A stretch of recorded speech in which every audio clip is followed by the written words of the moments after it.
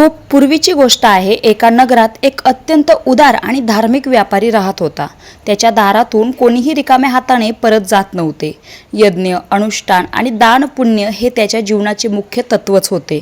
पण काळाने असा पलटा घेतला की त्याच्या व्यापारात मोठे नुकसान झाले आणि पाहता पाहता तो दाण्यासाठी मोहताज झाला। परिस्थिती इतकी बिकट झाली की घरात चूल पेटवणेही कठीण झाले। व्यापाऱ्याची पत्नी, जी त्याच्या कठीण काळात सावलीसारखी सोबत उभी होती, तिने एक सल्ला दिला। स्वामी, शेजारच्या नगरात एक मोठे शेठ राहतात। ऐकले आहे की ते लोकांच्या पुण्याचे मोल ठरवतात। आपण त्यांच्याकडे जाऊन आपल्या एखाद्या यज्ञाचे पुण्य विकून या, जेणेकरून आपण पुन्हा आपले जीवन आणि व्यापार उभा करू शकू। अपरिहार्यतेमुळे व्यापारी तयार झाला। पत्नीने कसाबसा थोडे पीठ जमवले आणि वाटेसाठी 4 भाकऱ्या करून दिल्या। दुपारच्या कडक उन्हात चालत चालत व्यापारी त्या नगराच्या सीमेवर पोहोचला। भुकेने त्याची अवस्था बिकट झाली होती।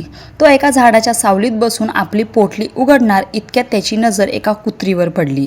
ती मरणासन्न अवस्थेत धापा टाकत पडली होती। जवळच तिची 3 लहान पिल्लंही दुधासाठी रडत होती। व्यापाऱ्याचे कोमल मन द्रवले। त्याने विचार केला, मी माणूस आहे, मी सहन करेन, पण या मुका प्राण्याचे काय?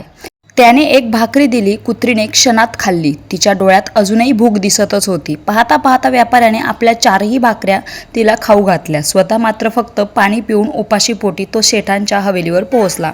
संध्याकाळी जेव्हा व्यापारी शेठला भेटले तेव्हा शेठ हसत म्हणाले, सांगा, तुम्हाला कोणते पुण्य विकायचे आहे? व्यापारी अभिमानाने म्हणाला, शेठजी, मी आयुष्यात मोठमोठे यज्ञ केले आहेत, तुम्ही त्याचे मोल लावा।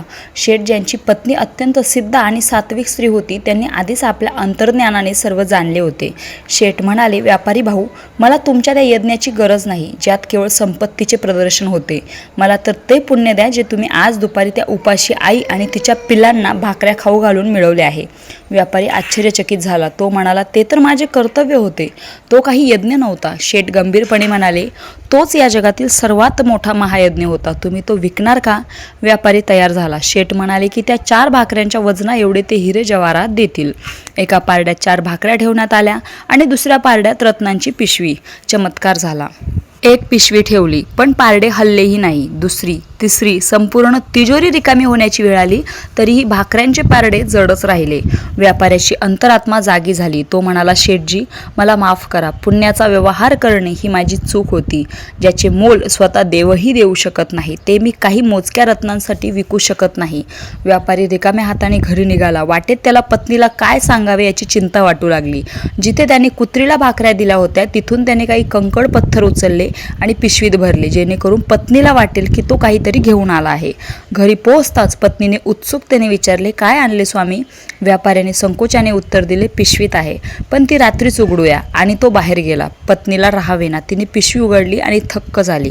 ते साधे कंकड आता मौल्यवान नीलम, पन्ने आणि हिऱ्यांमध्ये बदलले होते। संपूर्ण घर त्यांच्या तेजाने उजळून निघाले।